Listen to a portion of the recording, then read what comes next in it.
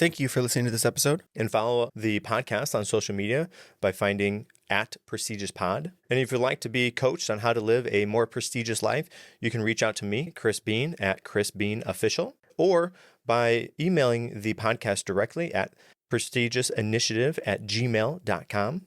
Lastly, sign up for our newsletter either through social media or on our website. This is the Prestigious Initiative. Welcome. I'm Chris Bean. Today, we're going to be diving into the world of addiction recovery and incredible power of neuroscience. Our guest, Dr. Robb Kelly, is a world-renowned addiction expert and neuroscience coach with over 20 years of experience. Dr. Kelly has a fascinating journey from being a homeless addict to helping thousands of people recover from addiction. His approach is unique, and he's found as it being described as the Gordon Ramsay of the addiction world for his candid and no-nonsense style. Dr. Kelly, welcome to the show. Thanks, Chris. Great to be here, guys. Great to see you all. So, Dr. Kelly, why would somebody want to listen to today's conversation? Well, this is the aim of today's conversation, and that is to change one person's life, period. You'll never see me on here trying to sell stuff. You'll never see me asking for patients. We don't do that. This is about changing lives. And I'm a great believer, after being in the industry for 30 years, was around 9,500 patients and millions more with my TV work. It's about change. It's about you're not here by mistake, guys. You've jumped on this podcast for a reason. And after today, in an hour's time, your life will be changed. It's simple as that. And that's a bold statement, but, that's just the way it is. Most people in the industry don't really like me because we're very successful. And we have a very discreet practices around the world. And we 98% success rate. We're the only company in the world that offer a money back guarantee. So we've kind of got the key here. So you'll learn some fascinating stuff today, guys. Wonderful. So let's talk about your journey from musician to addict to eventually a world-renowned addiction expert. Inspiring. Take me through some pivotal moments along that path that helped to shape and create who you are today. Well, I was born into a musical family, my auntie and uncle. So I got my first guitar when I was about 3, I think. But when I was 9, I was actually on stage with my auntie and uncle playing in bars and stuff. I took my first drink at the age of 9 in Liverpool, England. And because I was so nervous, my uncle gave me a little glass of beer. I drank it, and the whole world just changed right there for me. So that was a pivotal moment that I didn't know. Obviously, it was a pivotal moment. I went through school doing okay. I was lucky enough from connections of the Freemasons that my friend's dad was. I ended up being the organist because they needed an organist that one day. And I'm like, I don't know how old I was, 16 maybe. I don't know. Because I'm an all-round musician. I can play anything. I can't do anything else, by the way, guys. So before you think, oh, he's a know-all, I don't know what's underneath an engine. I can't paint a wall like my brother. It's just 2 gifts. I'm a musician and I get people well. Okay, I'm not bragging. That's the only 2 things I can do. So I just want to say that before the outset. But yeah, I mean, life was pretty good in school. I got bullied a little bit. So alcoholics are born, drug addicts are made. Okay, I have the alcoholic mind, which means that I'm either going to do something or I'm not. So when I became a musician, I want to be the best in the world. That's my tagline. If you're not the best in the world at what you do, stop doing it. Because why? Why would you continue doing it? So I got bullied when I was about 13. So I begged we was from a poor household, projects, lower class, to send me to boxing lessons and karate and judo. And then I started bodybuilding. So in about 6 months' time, obviously nobody would bully me. And I swore to myself for the rest of my life that I'll never put myself in that position where people can take advantage or bully me ever again. And that served me well. So, and of course, horrible things in the house that happened, which we'll get into later. And eventually everything disappeared. And I'm sat on the streets for the first night. I think it was a Tuesday night when my dad threw me out of the house after my marriage was split up. And I'm sat on the streets thinking, oh my goodness, where did that just go wrong? I mean, it was that vicious for me. Kids being taken off by the authorities. It was just horrendous what I went through. 7 suicide attempts. And on 2 occasions, I was actually dead. And they brought me back to life on the side of a horrible, stinky, wet road in Manchester. And I've got to tell you, Chris, I hated the men for that because I just wanted to die. I didn't want to live anymore. And yeah, that's where it took me, you know. Wow. What a journey. Uh, okay, so a couple different pieces there. Has addiction been a part of your family? Is that it? So me on the outside, I'm not a neuroscientist. I don't know a huge amount about this. I'm told the standard thing is we're told that addiction, if it runs in your family, especially alcoholism, if somebody else in your family has it, you're predisposed to have that as an opportunity for yourself. How true is that? And did that happen for yourself? It's 100% true with alcoholics, not with drug addicts. Mm. So predisposition with alcoholics passed down from generation, it will skip generations. But if you can trace 3 generations back and there's alcoholism there and you think you have a problem, even though alcoholism is the only self-diagnosed illness in the world, you probably do. So 3 parts of the brain differ with an alcoholic family. If you have, it's the basal ganglia, the amygdala, and the hypothalamus. So that's different. So yeah, that is 100% true, Chris. With addicts, not so true. How do we know that? Well, 90% of people that come here with a heroin addiction started in the doctor's office. So drug addicts have the addicted personality. So they can take drugs and become an addict, not so much with alcoholics, because I'm allergic. Alcoholism as an allergy. I'm allergic to the ethanol in the alcohol. That's the predisposition with the brain that differs. I have totally no control over. Now, when you take enough drugs, become a drug addict, you're kind of the same, but a part of the brain is telling me to drink alcohol. At a certain point in the drinking career, because that's what he was, then the hypothalamus that tells every human being to eat food, drink water to survive, suddenly turns around and tells the alcoholic to drink alcohol only to survive. And that's why I could go days or weeks without food or water. And whatever happened to me on the outside, alcohol was my primary way to stay alive. It was my survival medicine to stay alive. Okay, and fascinating. It really is. And I also and again I could be wrong on this, and absolutely tell me if I am wrong. But the hangover is your body going through alcohol withdrawals, and so that encourage you to drink more to ward off the hangover. Is that also true? Yeah, that's more of a psychological thing. Everyone knows I never had hangovers because I never stopped drinking in Sure. the last 3 or 4 years. So yeah, I mean, hair of the dog, straight away you do it. But that's just now when it comes alcoholic, again, we have to go back to the hypothalamus. First thing we do when we wake up is we have to drink. I mean, that's just what happens when you're in full-blown alcoholism. So yeah, that's correct. But there's a lot of myths around. See, we do 5% alcohol and drugs. We mainly specialize in childhood trauma because that's the gateway drug, depression, PTSD. We've just done some new research with our 9-dimensional software into Alzheimer's and dementia, which is basically just diabetes 3. And we're getting some great results. So every human being can change. And every human being can recover from addiction or alcoholism, period, unless you're suffering from severe brain damage. But if you can think, talk, like normal, then everybody can recover. And that's a myth. The other myth is, alcohol kills brain cells. That's a myth. No, it doesn't. It's impossible. Now, is it a gray area? Of course there is.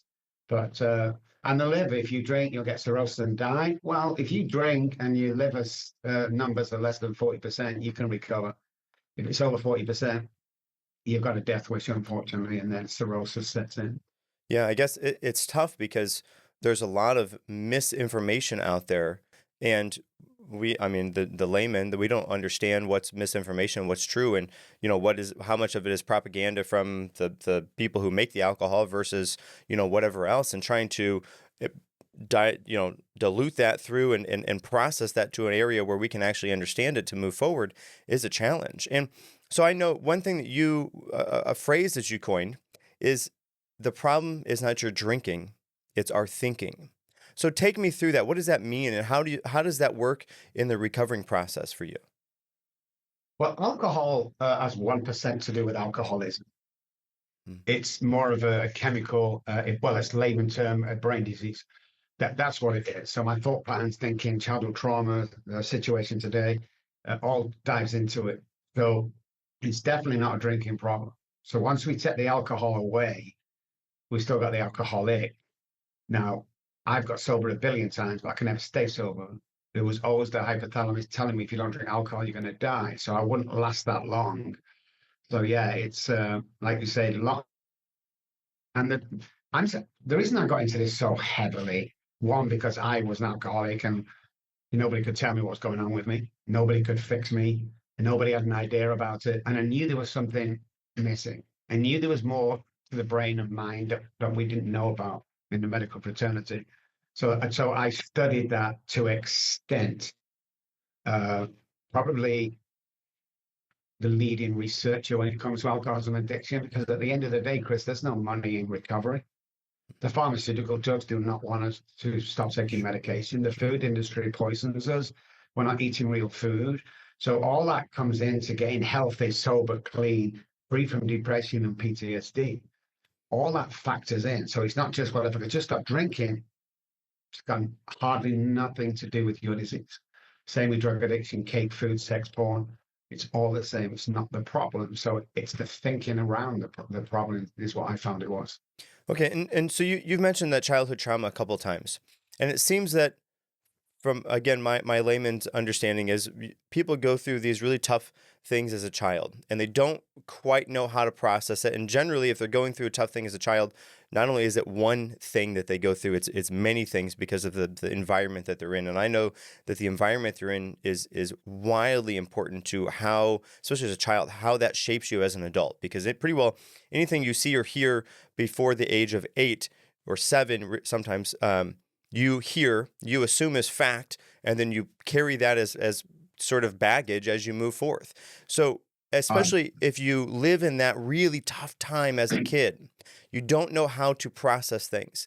And eventually someone will come along the line, or something will get introduced to you, whether it's drug or alcohol or whatever it is, for you to cope with that really tough thing that happened.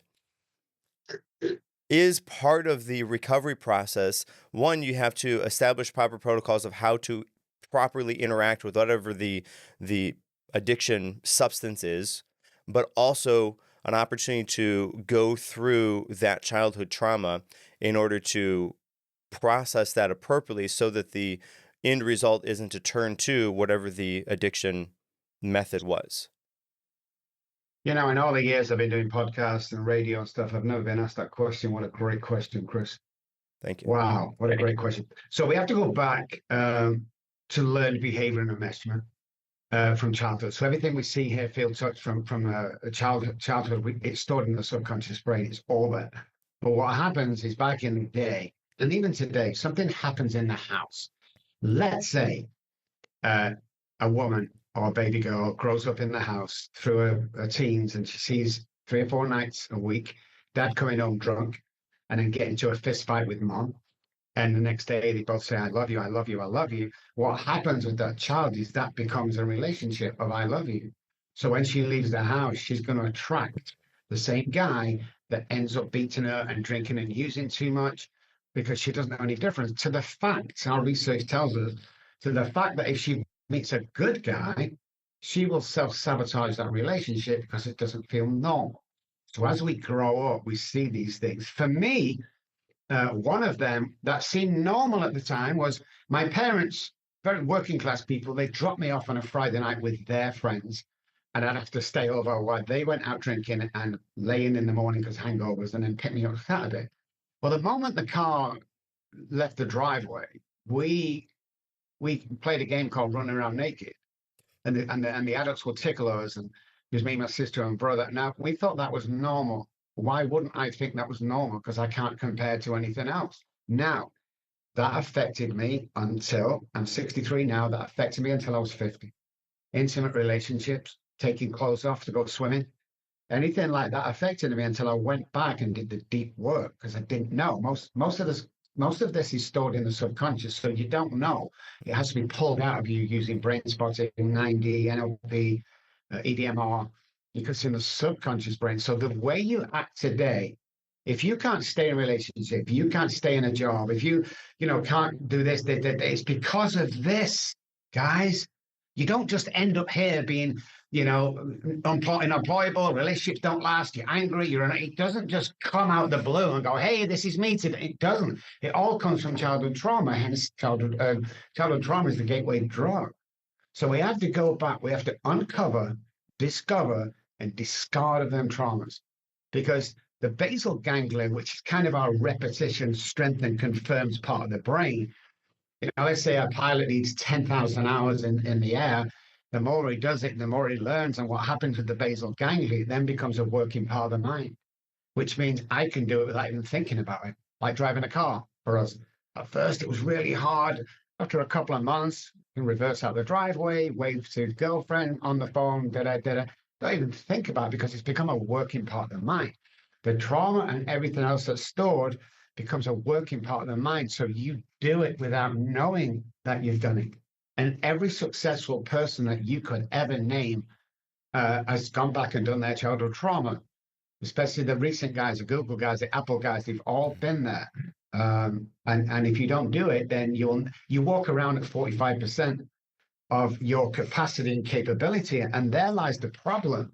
Is we're never as good as we think we are. We're handsome, we're intelligent more than we think we are, because we're brought up to believe, because somebody's told us that you can't do this. You know how many times I've been told I can't do stuff? Well, you can't come over to America, and you can't be on Oprah, you can't be. Says who is my answer today. And then the people around you are very, very important in your life. If you're hanging around people that don't really want to achieve, then you won't achieve. So it brings to everything I talk about. We've experimented, we've tested, we've trialed. How easy is it in a group to brainwash one person that's coming there thinking they were friends and want to achieve? Well, the experiment around that is we brought 9 actors into the waiting room here. And I invited one patient in for an NLP session free of charge. So the 9 actors were all sat in the waiting room. And let's call her Jane. Jane walks in, she sits down with everybody else. She thinks everyone else is waiting patience, which is normal. After a couple of minutes, we pressed a buzzer and the 9 people stood up. She's like, back to her phone. Couple of 45 seconds, they all stood up. Now she's looking around. And then she's like, okay. And they sat down again after a few seconds. On the 3rd buzzer, she stood up with everybody else. Which was kind of monkey see, monkey do. We knew that was going to happen, but listen to this. As we called the actors in, pretending to be patients one by one, she's left in the waiting room on her own. She stands up. That's where you got to be careful about the friends around you. They will influence you in ways that you cannot even imagine, but you find yourself at 60 years old, not achieving anything in your life. And, you've got to go through that thought pattern of, God, I wish I. So always hang around people that validate you or approve you, and vice versa. I'm in Dallas for 14 years, Chris. I said to my guys, I'm thinking of writing a book. Oh, don't be silly, Rob. You're not an author. That's like, come on, I never wrote a book. Came to San Antonio 4 years ago. Man, you guys around me, positive guys. Hey, guys, I'm thinking of writing a book. What? You've not wrote a book yet? What is wrong with you? You need to. I wrote a book. But it's very important about the people around us. All right, so I got kind of two ways to go there. One is, so because that childhood trauma lives in the subconscious, and so we pull it to the conscious, we can't, in my eyes, crumble it up and throw it away. What percentage of people would you estimate walk around with that childhood trauma unbeknownst to them? They bring it through their daily lives, and it's just because it lives in their unconscious. It's affecting how they show up in every way, shape, and form in their life, but they don't know it or they don't realize it. So what percentage of people would you say have that? 80%. Wow. With my experience, and for other psychologists and stuff like that. 80%, because nobody knows the true potential of what the mind is capable of doing. If you only knew how you can train the mind in the morning, because mind over matter, mind brain, mind over matter, you've heard the saying. We can program the mind every morning to have an amazing day. And the more you push this and get into the routine, then you start achieving. It's mind blowing how people. So the experiment we did on this one is we have a friend of ours who's a model. She's beautiful.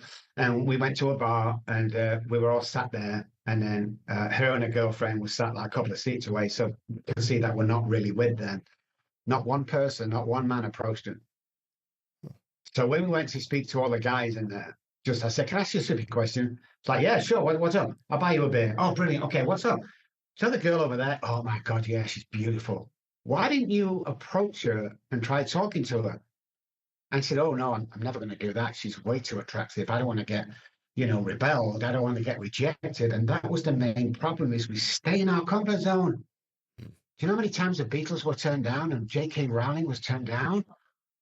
You'd be aghast, man. You'd be aghast. So the idea is in your life is to find that niche that you're good at. If you're in a dead-end job that you hate, pays $9 an hour, you've not got any qualifications, but you like making socks. It's like knitting socks. So you get yourself a website for $5 on GoDaddy. You get yourself 500 business cards for $10 off Vistaprint, and you sell one pair of socks a month. You keep selling them socks until you can walk out of that job, because the more you sell, the more it'll validate yourself. And the other thing is, nobody tells us. I was in my Dallas office a couple of years ago, and there was a new young nurse that just started. And a guy came in, he was suicidal, he was crying. He came in to see me. An hour later, he came out, he's high-fiving the nurses, he's laughing and joking. And the young nurse said to the older nurse, who's been with me for about 10 years, oh my God, did you see what Dr. Kelly just did? And she says, I know, right? She said, he's absolutely amazing. Oh my God. And the other nurse says, I know, right? Have you told him that? Oh, no, I mean, he already knows. Nobody knows, guys. Nobody knows. We go through this lonely place when you get to if you're making socks, you'll get to a place where nobody's telling you the socks are any good. So you want to pull out. Podcasters are the worst with this. When you're looking at the numbers, you've got 4 people and no one's commenting, and you do it week after week. It's a lonely business, man. I've been there. But you know something? If you keep doing it, it'll keep working. If you keep selling socks, you'll become a millionaire eventually. If it's your primary focus and your niche in life. So again, we've got to really be careful. This is your life we're talking about, guys. This isn't just a job or a little bit of, this is your life, because if you don't reach your true potential, you will be depressed most of your life. And all of a sudden you'll feel 80 when you're 50. I've seen people die at 30 but live to 80 because they give up. Because, oh, it's not for me, I can't do. Don't listen to the naysayers. Anybody who's functional can achieve anything when they want. And years ago, Chris, when I used to say that to all my patients for the last 30 years. And when I came to America, the biggest comeback I had on that sentence, that you can become anyone and anything in the world, was I can't be president of the United States. Let's forget the political views for a second. We had a businessman with no political experience whatsoever running the country for 4 years. Don't dare tell me that you can't achieve your dreams, because it's not true. Somebody's put that there. All right. So friends are, like you said, so we have the internal environment, but the friends help to shape the external environment. I think to at least some extent, at least the social environment. I think that social environment is wildly important to how you show up in other places. If your friends are kind of dead weight and pulling you back, number one, the thing that I've seemed to understand is there's one of them, and it could be you as the person, but one of them is more often or not the kind of leader, the take charge person. And if they say or do something, everybody else is kind of looking at them. How is that person going to react? Oh, okay. Yes. Okay. Yeah, we're all on board. Or no. Oh, okay. Nope. This is a no for us. So that seems to happen because of the social dynamic that's there. But with that, okay, so I'm formulating the question. How do you figure out that your friendships are holding you back as opposed to helping you? And if you are that person that happens to be the prime person in the friendship group, is there something that you could do to help raise everybody else up? Or should you cut bait, let them sink because that's what they're going to do, and go and find some new friends? Well, first of all, then the number one thing you have to remember is always one person around you that wants you to fail. That's been true for 30 years. People I've worked with. So you got to find who that is, and you got to distance yourself. If you're coming with ideas, if you're, trying to better yourself, and anybody makes them comments, even in a joke, you've got to step away. Any negativity, you got to surround yourself with guys like, of course you can. Why wouldn't we do it? Of course we can. It's amazing.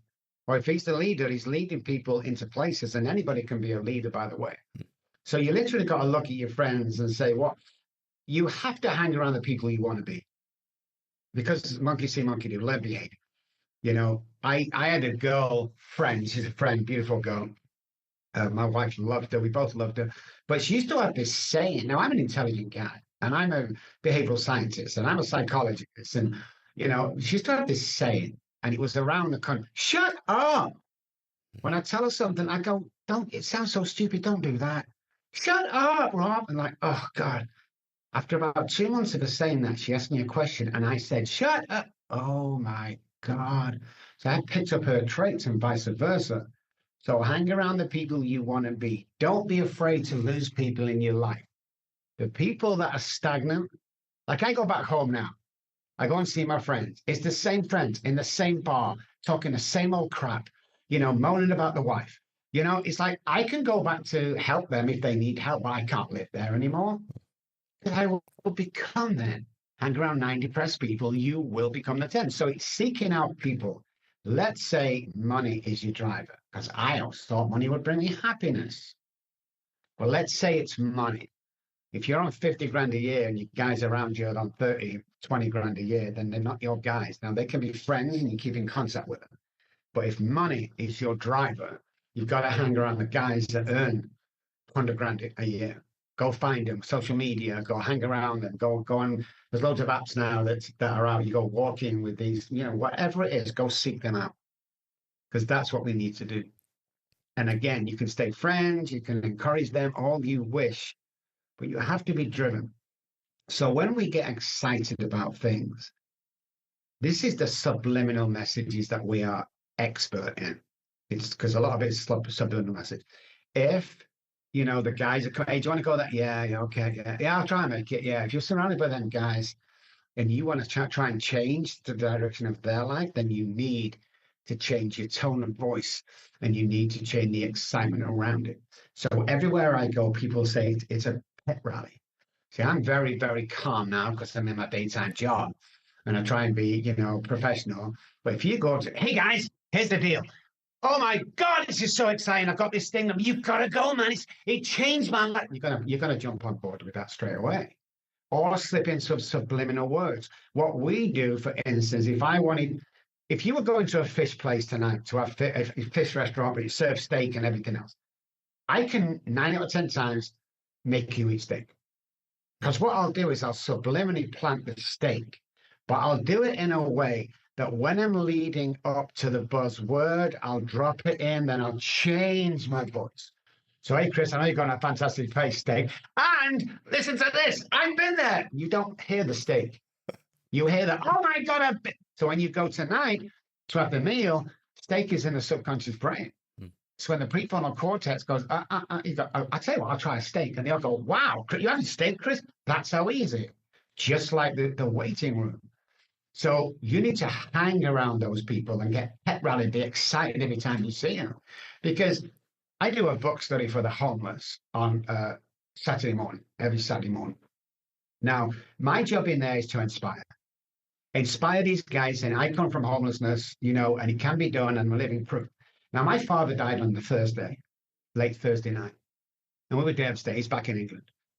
I went to that study on Saturday morning, the same old guy, pep talk, excited about everything.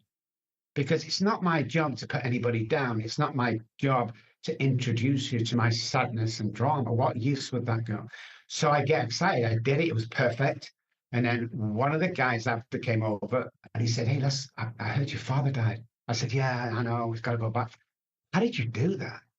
So when you realize that you're the leader, and nobody wants to hear your shit, okay? Nobody cares how you look, how you feel. We all think we're important. Walk into a room, close the door, everyone looks around. They're not looking at you. They're looking at the door being closed. You know, nobody really cares. You're on your own. Nobody's coming at the door and giving you $1 million job. It isn't happening. When you realize that you can be the leader and excite people around you, that's the key to life for me. Because you never know what somebody's going through. A hello, a smile. I compliment 3 people every day, not only for free dopamine, for me and him, because you're changing the world. So, and if you don't believe me, guys, try this. Built up area of people, sneakers are always the best. 2 words, you can change the world. Okay? Somebody walking towards you with nice sneakers. Nice sneakers. Oh, thank you, man. Turn around and watch you. He'll look down at your sneakers at least 2 to 3 times. Now you just change his whole world. But he goes on to the girlfriend or wife, and because he's in a good mood, now she's in a good mood. A measurement and learned behavior. Grandmother calls, and you get the gist. You've just changed the world, because we don't know what people are going through. There was a guy walked to the Golden Gate Bridge, threw himself off, committed suicide. The police fished him out of the water. He found his identity, went back to his apartment.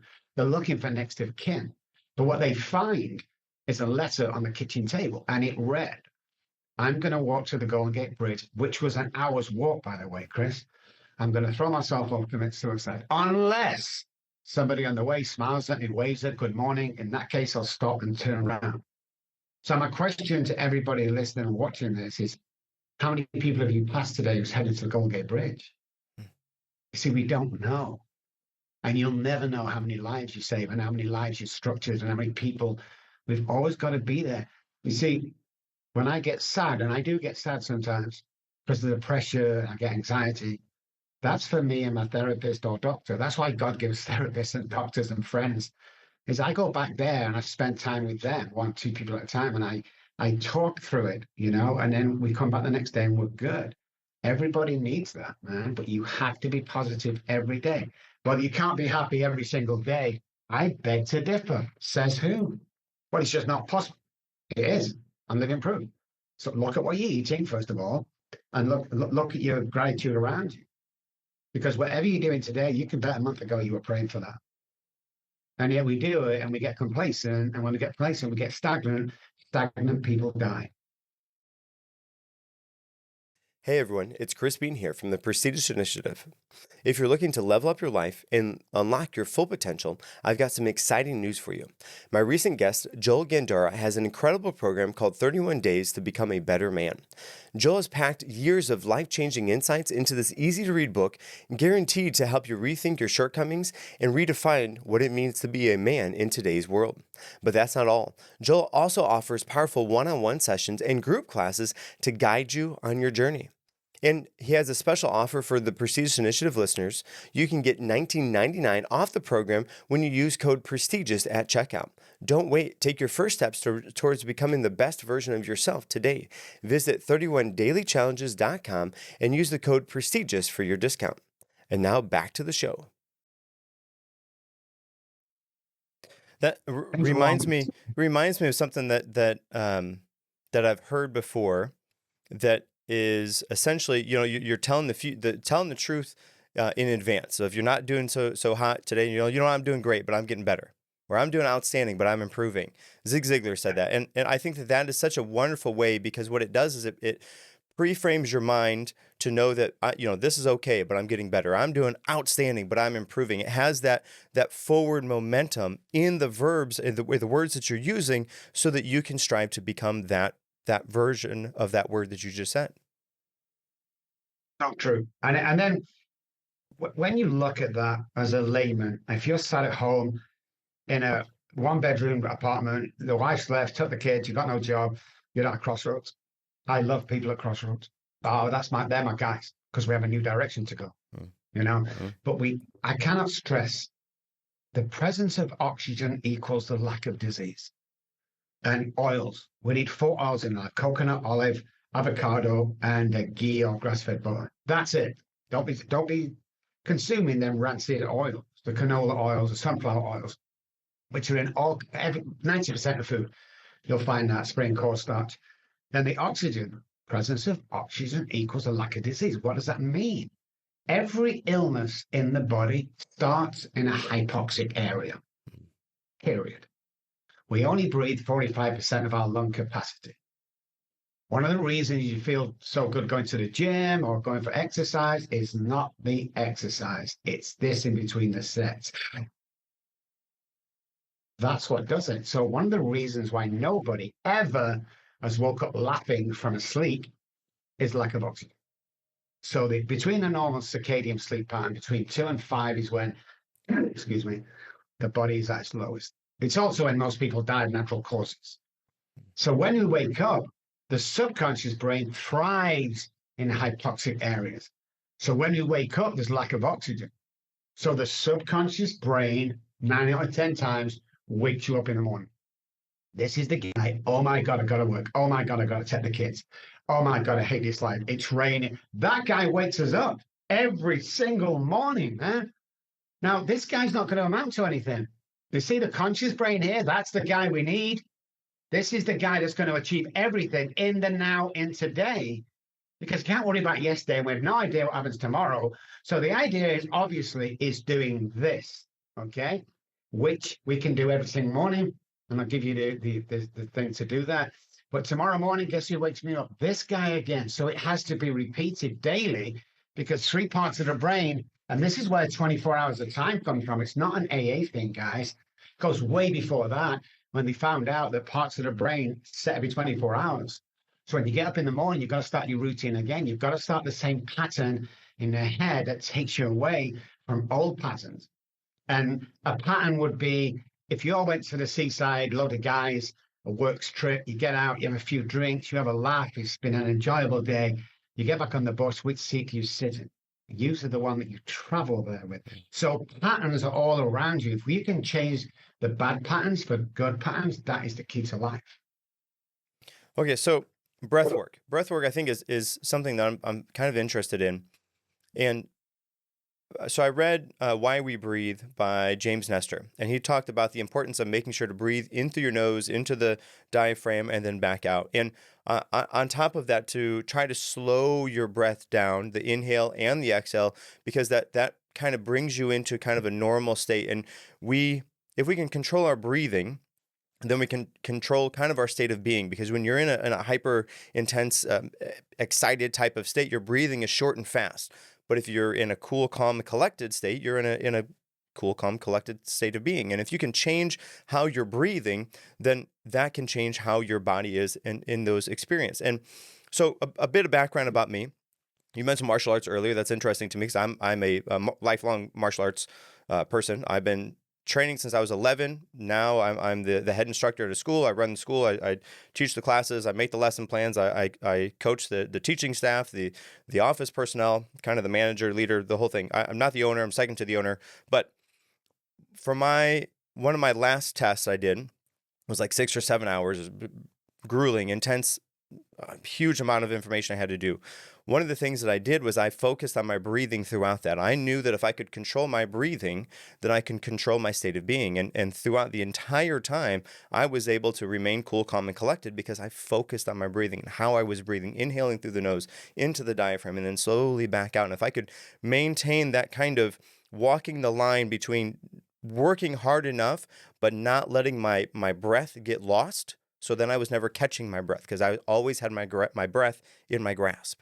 So I know a little bit about why and how breathing is important, but how does breathing, you talk about breathing and the subconscious, and when you're in the state of not breathing, then that's where your subconscious thrives. Can we trick ourselves to go into that hypoxia type of state to access the subconscious, to do something with it, and then to move on? And is that kind of like, was it Wim Hof, the Wim Hof Tormek type of breathing where he does the almost, hyperventilating and then exhale, and then you're in that state of non-breathing for however long before you go to inhale again? I know that's a lot, sorry, but yeah, I mean, box breathing is something you use. The SAS, Special Air Service in England, they're like Navy SEALs, but they're in the air. Invented box breathing. And that is 4 in, hold 4 down. That will lower the central nervous system's action and lower your breathing right down. Wim Hof, I've not really studied him, but it's about breath work and controlling. What we're talking about in the morning is massive oxygen intake. So we're in the idea of we only breathe 45% of our lung capacity. So there are cells that are not working properly, hence we're only walking around 45%. The breath that we talk about is that 20 of them every single morning will ignite every single cell in your body and be ready to go with the conscious mind. when we're in situations of fear, anxiety, or dangerous situations, you won't do it, but this is what happened. We don't breathe properly. So going back to what you say is perfect. You say if we control our breathing through these situations, I've had patients have teeth pulled, root canals, because and they do that through the breathing. You can breathe through pain. Okay. What we're talking about is massive intakes of oxygen at once. So we're getting 100% oxygen. So every illness grows in that hypoxic area, including cancers and growths and everything. So we're wiping that out completely for that day only. And this can be done several times during the day. But I can't exaggerate enough how breath and the way we use it is so important. It's so important. It can change the way we think, change the central nervous system, change our in detail our thought patterns and breathing and lungs and body and everything about it if you do it right. And I love all the the breath exercises that are around, but the 9-dimensional breathwork therapy is the game changer. It absolutely is the game changer that we've seen. So yeah, very, very, very important. And you can change from conscious to subconscious and vice versa. Say, if I'm in an area that's been a memory recall, some people call it triggers. If I'm a memory recall, then the breath will match the memory.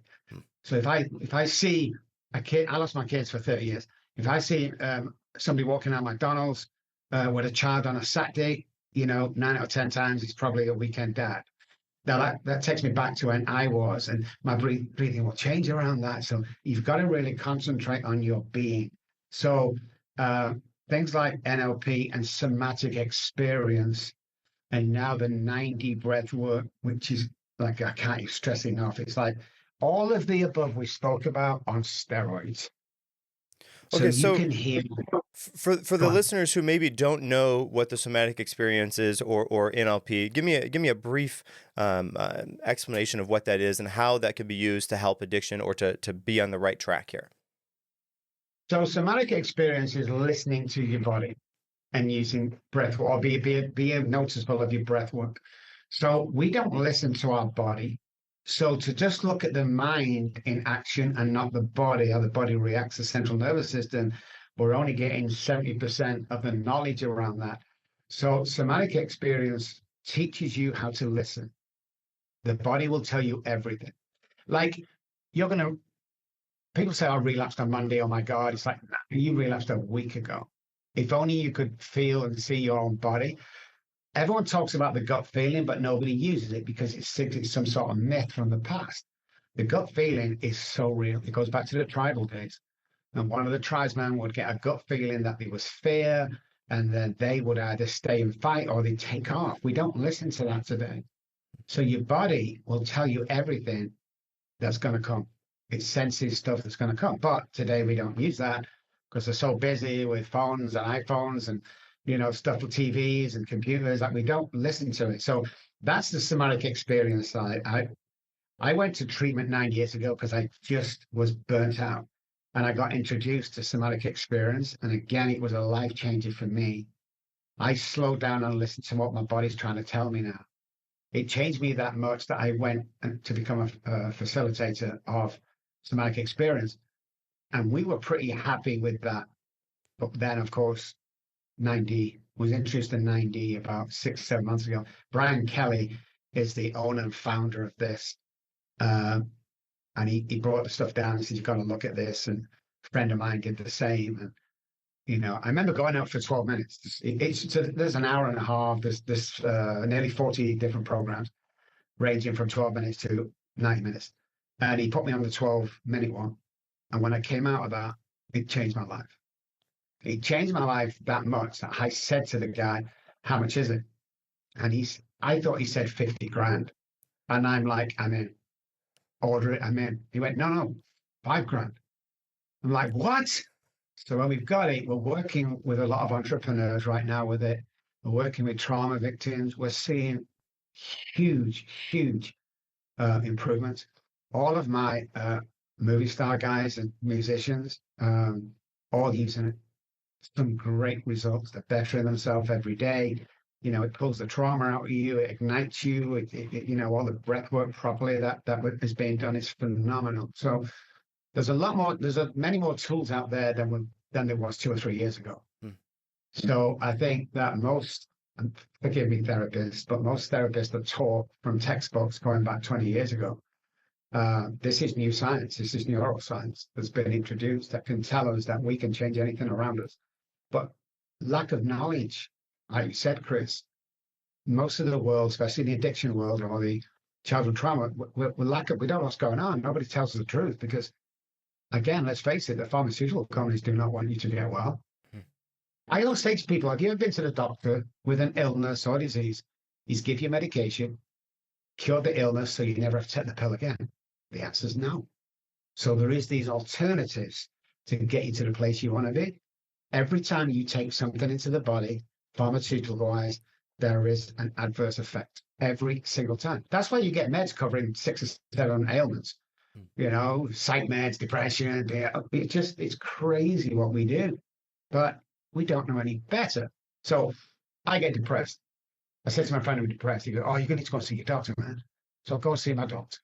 Halfway through a 2-minute conversation, he's writing me a prescription for a SSRI, a depression med. Well, depression in the medical journal in America is described really in layman's terms in one word, and that's serotonin. The reason why I'm depressed is because my serotonin is low. So I go to the doctor, he gives me a false serotonin that I take, okay? And it gets me to about 50% of my happiness, while my own serotonin is depleting. Now I'm on that pill for the rest of my life, and I can't go any further than that pill goes. And as we know, the more we take pills, the more it depletes and the more we need.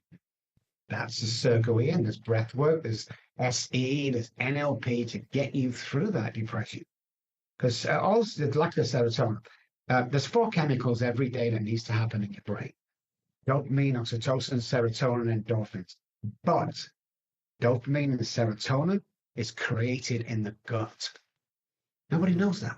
And so what happens is we're eating crap every day and we expect to be happy and our best. You're not doing it. The rancid oils are killing you, man. And all sorts of diverse effects and illnesses and diseases. So you really got to be careful what you're eating, who you hang around with. Be conscious of your body, somatic experience. Be conscious that everything bad is stored in the subconscious brain and you can't recall it on your own because it's in the subconscious brain. So there's a choice with the prefrontal cortex in a situation. So the prefrontal cortex, guys, is layman again, is our decision maker. It will scream at the brain, give me an answer, give me an answer, give me an answer to my problem. It does a great job, by the way, but it comes up with an answer, but it doesn't have to be the right answer. So what we see is, and oxygen has to do with this, when the prefrontal cortex asks for an answer, we have 2 ways to go. The neural pathways are splitting, let's say.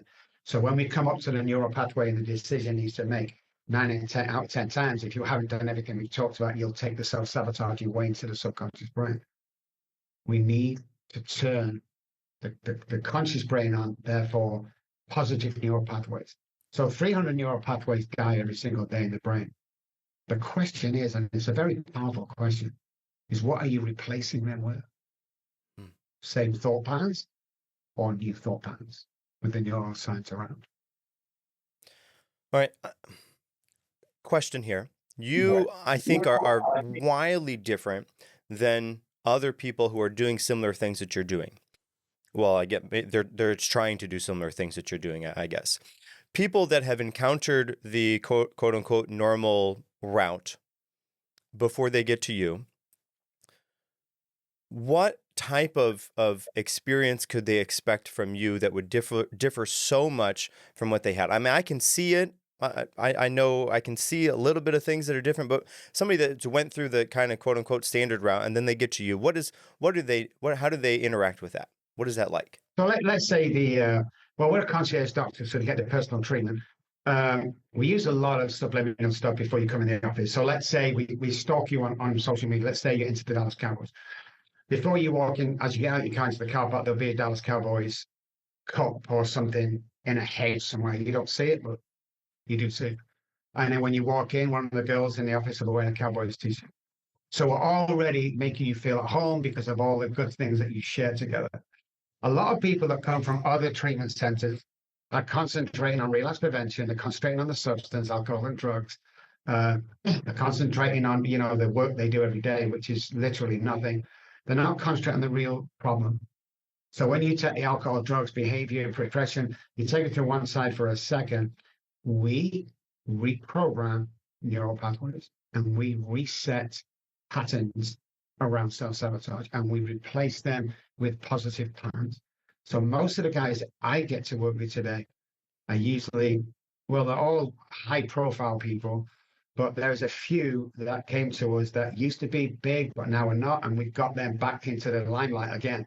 It's belief. If somebody in wherever you go, therapist or treatment center tells you, and I'm going to get flack over this, but ask me if I can, that you're going to, half of you in here, this is what I heard once, half of you in this room right now will relapse in a month's time. Have a guess what my brain is telling me. I'm that guy. Yeah. And then when I relapse, well, the guy said, it's all that stuff that we're neuroscientists, we're not therapists. So you come in, and of course you get a money back guarantee, and it's insane what we do, but we put our money where our mouth is. We, 9 out of 10 times, can cure you. The thing we get back with alcoholism is we can't cure alcoholism because it's hereditary and there's so many things happening. So there's no actual cure for alcoholism, but there's no cure for the common cold or food poisoning. So we just have to make sure, we check our foods if pertaining to food poisoning, make sure it's not got out of date, a few simple rules and steps to take to make sure I never have food poisoning. It's the same with alcoholism. We go down this spiraling route and bang. People are taught that, stay away from one drink at a time. It's 24 hours a day. It's bullshit. It really is. My alcoholism will never come to me on a Friday night and go, hey, Rob, let's drink today. Never. It's a week before. And we teach him the week before. And we teach him all this stuff. And the alcohol, if you continue our program, you will never drink, use depression, PTSD ever again. Ever again. Because we're constantly giving you stuff. So in the morning, we talk about breath work, we talk about mirror work, and we talk about teeth work every morning to change neural pathways and reset before we walk out the door. And it's very, very important. We have all the tools. And I think one of the things we have as well is all my staff are recovered alcoholics, recovered depressed people, addicts, all that stuff. They've been through it. And when you're sat down with somebody that's been through it, it's a whole different ballgame. So if I'm sit down as a therapist with 100 years of college behind me, but I've not gone through alcoholism, you can't help me. I'm sorry, you can't help me. But when you're sat down with it, you get out there, there's all these subliminal messages around you. And we did an experiment in Dallas. Again, we're always trialing before we say anything to the public. Guy comes in, he's a Texas guy, the big cowboy hat on, he's great. He's fantastic about cowboys and Texas. So he drinks Dr. Pepper. He'll drink nothing else. And it's a 3-month program, a daily 3-month program. So the hour he comes in, the staff said, yeah, what do you want, Coke? Oh, sorry, Diet Pepper, all the time. Dr. Pepper, all the time. So I said to somebody, I wonder if we could change him to Coke. And most people around me went, it's impossible, man. It's impossible. But my staff were like, yeah, you can. So we asked him, we're doing a little experiment, blah, blah, blah. We're going to take you around, just show you Dallas. And so what we did is when he got into the elevator, we're on the 7th floor. There was a girl there with a Diet Coke t-shirt on, but a jacket over the top. So you get the emblem, but you don't get the full. When we walked out, there was an empty Coca-Cola on the side of the bush again. So when he walks out, they don't see anything. The route we took him on past 6 billboards advertising Coke. When we got back to the office and back in the elevator, now somebody stood there with a Coca-Cola hat on. Just normally, don't even take no notice of him. He walks into our office and the girl said, what do you want to drink? And he said, I think I'll try a Coke. So when you're working with these people and changing the thought patterns and changing their belief, and you're passionate like we are, that 100% this can be done. 100% I'm convinced that people pick up on that. If I told you a lie, Chris, you might believe it. If I told you often enough, you're going to believe it. But if I told you real often enough, I'm going to start to believe it. So the brain doesn't know the difference between the true and the false. So if we can plant this true stuff in, all false stuff to become true, then that would be a game changer. First thing in the morning, you've got to do your breath work when you get up. 20 exaggerated breaths in and out. You are going to go dizzy. If you don't, you're not doing it properly. Do 20 of them first thing in the morning. Bang, the conscious brains are waking up. Every single oxygen is around the body. We're ready to go. Go into the bathroom. If you brush your teeth with your right, do a week on the left, week on the right, week on the left, week on the right. We're changing patterns and neural pathways daily. Remember, 300 neural pathways die every day. We're implanting new. Then stand in front of the mirror 6 feet away and say, I love you 10 times. Let's start putting that into the subconscious brain. Now, the key there is to stand 6 feet away. Because, guys, when you're up shaving or women putting makeup on, we see all our blemishes. We think that's how people see us. When's the last time you were in the office? Hey, Jimmy, good to... We don't do that. But when we stand 6 feet away from the mirror, our blemishes disappear. That's how people see us. So when we're saying, I love you, and looking at you eye to eye, we believe it. That's what people see. With 30% more attractive than we think we are. We're 25% more intelligent than we think we are. But 100% capable, we don't think we are. All these things matter in the addiction journey. That if we can get them to change the way they think, change the patterns, reroute neural pathways. And then here's the big one for us. The mind is energy. You can't see it, touch it, feel it, like I said. When this energy inside my head connects with another energy, we've tried this so many times with different things. When it connects with another energy outside you, whether that be person, God, Uncle Jimmy, universe, your DNA changes. So once we reroute the brain, once we connect that conscious energy, your DNA changes. Why is that important? I'm not the same person as I was when I started this journey. And once you start to believe that, every decision from then will be positive, and you'll fight for what you want in life. Well, Dr. Kelly, before we wrap up here, last question. You've worked with celebrities, athletes, everyday people. Throughout all of that, what are some universal truths about addiction that apply to everybody, no matter what walk of life they're in? Number one, you can fully recover from the stuff you're going through, 100%. Number two, you can be successful anytime, anywhere, doing whatever you want to do, period. 3, there's a huge life after addiction. Most people think that this is it's not. You're going through a training period. You see, my homeless days, I hated everybody, Chris. I was me, you know? I look back on now, and then homeless days was like a semester at Harvard University. You've got to remember that you can come out of this, and this is only a learning period. Nothing lasts forever, man. Nothing lasts forever. So I want to give an example of that. When my children was taken off me, ages 1 and 3, I was unconscious for 2 days with alcohol. The wife had left. The children not been changed diapers or fed. I nearly killed him, Chris. The police burst the door open. They got me. They took the children. I stumbled to the door, and my eldest was holding onto Mummy's hand. And she said 3 things to me. Daddy, Daddy, please don't go. And she walked down the path. She turned around again and said, Daddy, Daddy, please get better. And as she got to the gate with Mummy, Mummy opened the gate. She turned around one more time and she says, Daddy, Daddy, please stop drinking. And I couldn't do it. Okay? A couple of months I was homeless. I was a stranger for 30 years. 4 years ago, I got a message at 2 o'clock in the morning on Messenger. I have to look at it in case it's something important. It read, Hey, Dad. She called me Dad, Chris. She says, I've got something to tell you, and I want to see you, and I don't believe all this stuff. I've seen you on TV. And we have a concierge girl who does all our flights and everything. And we was on a plane in 4 hours. And we got there. We stayed around the corner on the morning of. We walked around there. I'm nervous because I'm like, what sort of father were you? You don't deserve this. And before we knocked on the door, she opened it unexpectedly, and we hugged and we cried. And, you know, and then she grabbed my hand. And she took me into her living room.